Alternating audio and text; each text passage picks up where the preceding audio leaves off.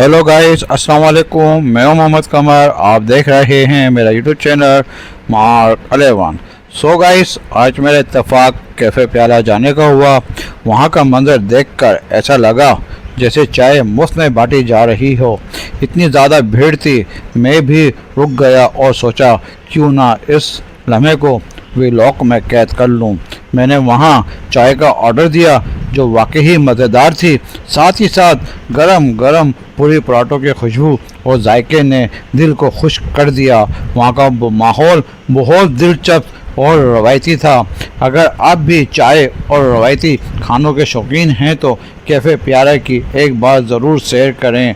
जी हाँ, वहाँ पर चने की दाल, माश की दाल और फ्राई की जाती है ज़बरदस्त किस्म से, और स्पेशल वेजिटेबल्स जो वहाँ पे बहुत ही अच्छे तरीके से बना रहे हैं। और एक और स्पेशल चीज़, वहाँ की जो चाय है वो बहुत ही आला दूध की चाय बना रहे हैं और दूध भी ज़बरदस्त किस्म का है।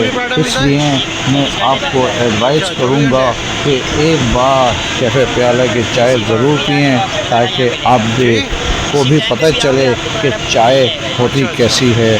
जी हाँ, तो आप मेरे चैनल को लाइक और सब्सक्राइब करें। Thank you very much.